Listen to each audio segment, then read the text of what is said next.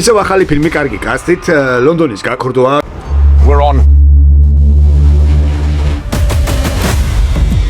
Sir, you can't be back here. Sir, hi! Dump your tools, get the fuck out of there.